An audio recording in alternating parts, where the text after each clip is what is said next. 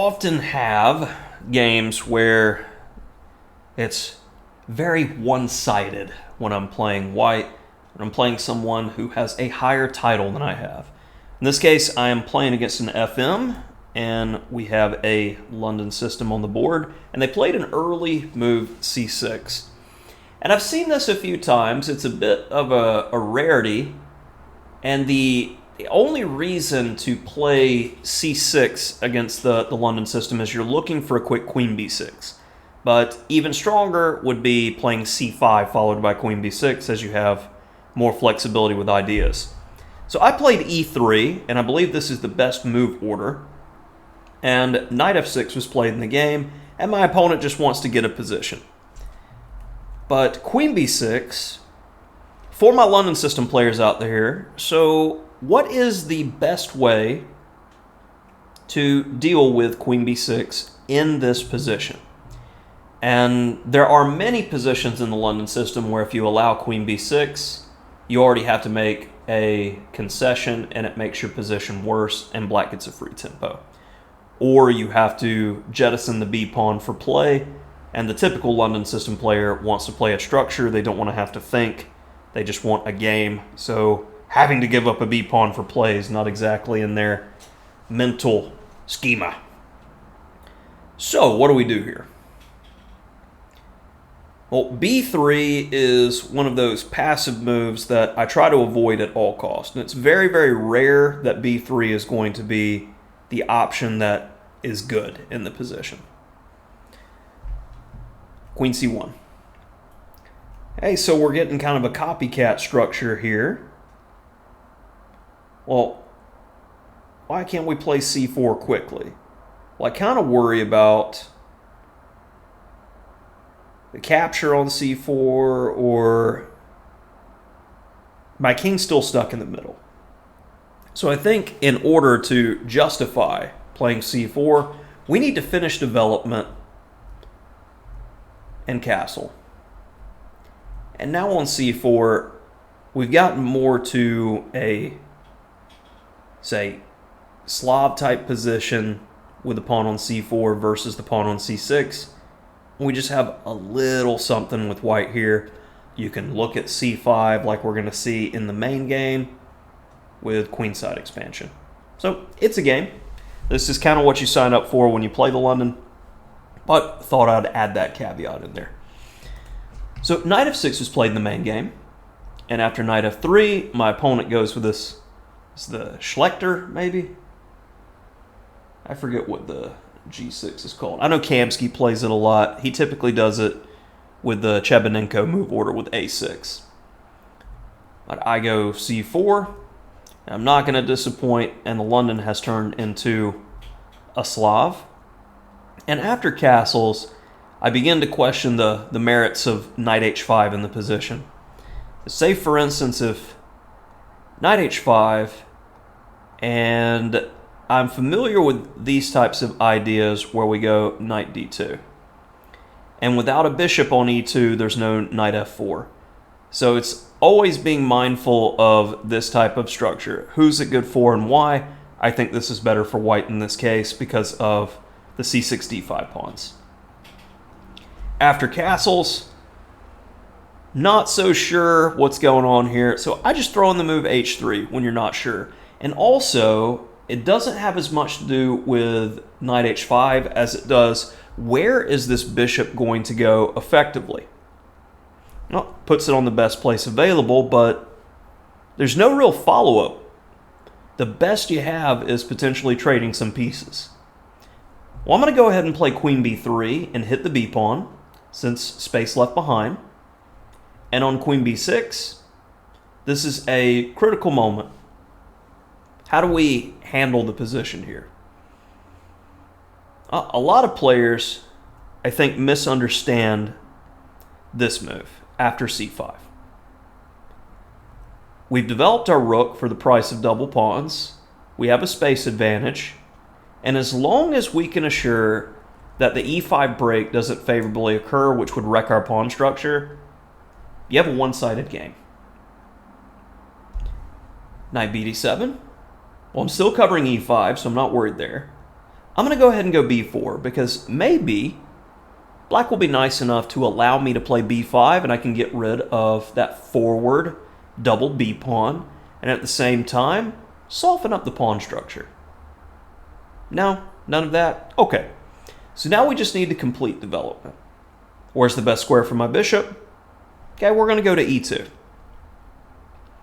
Now on knight e4. Should I trade? I don't think so. Also, when this knight moves, we start to see more of a pileup on the e5 square. Potentially f6, the rook could come over.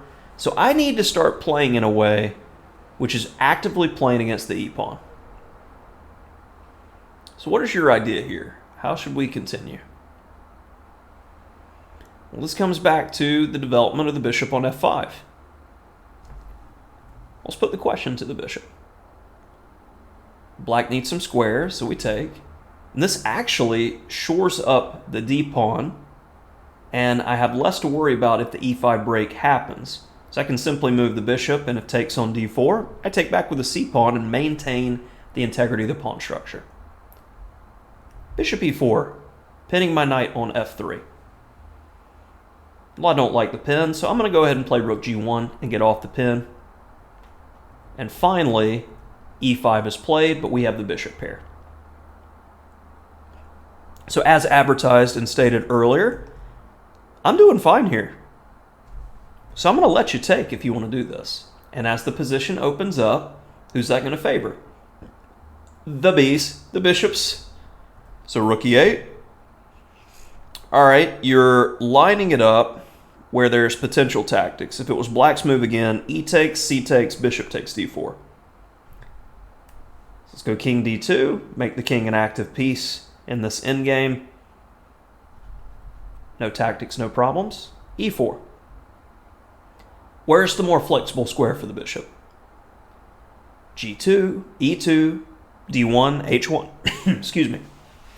Well, if I go to h1, I'm out of the way. If I go to g2, I'm blocking in pieces. My only idea is with f3. I want to go where I have most options, bishop e2. So I'm looking at potentially a c4 break or an f3 break. But I'm the one with the breaks in the position. a5 can't really be considered. So, flexible. Knight f6. Well, this bishop isn't doing anything. Let's go ahead and put him there. And my opponent wasn't a big fan of the slow squeeze and wanted some kind of point of attack.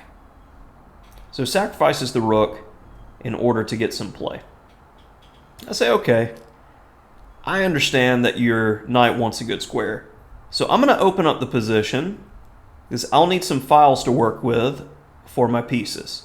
And I see that this knight is touching a lot of aggressive squares, so I'm simply going to remove the forward squares of the knight. And that's Steinitz rule. If the knight has no forward squares, it's just not a good piece. So rook e8. Now that there's no more threat of a5, rook a to e1. This was prophylaxis against this idea. g5.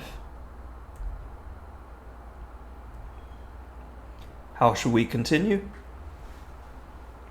Well, now that I've handled any potential issue on the e-pawn, I want to move my bishop, but I don't want to run into knight f3 check. So rook ef1. Black can't do much.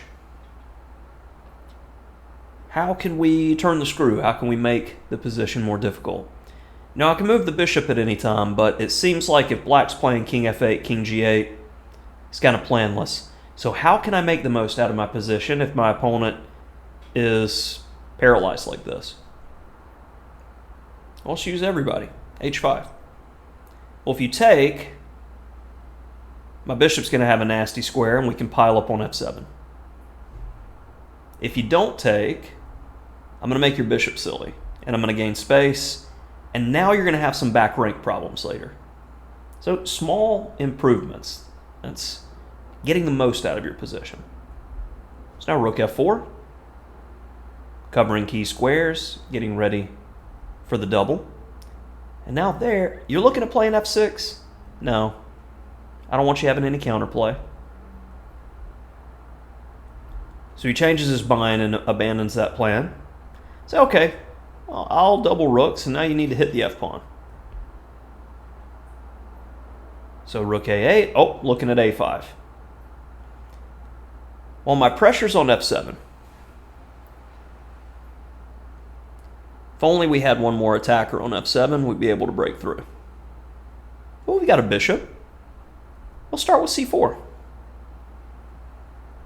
And on d takes, now all the pressure's on the f-pawn. Black is frantically trying to get play, which hard to recommend a good move here. Takes, takes. Getting behind that pass pawn, it's not going very far. Step up, not back, as we want to keep our pieces on the board. No more checks. And the opponent had enough here, as the back rank problems will not end. Rook takes h7 as an idea, followed by bringing the rook over, as we've got the protected passed h-pawn as well as the back rank mate issues. It's understandable why black had enough. So hopefully you appreciate and understand this structure now with c5 and what we're kind of looking out for stemming from the London system or Slav, as this typically comes up in a lot of those, say, Chepanenko, the A6 Slavs. Little lesson. Hopefully you enjoyed it.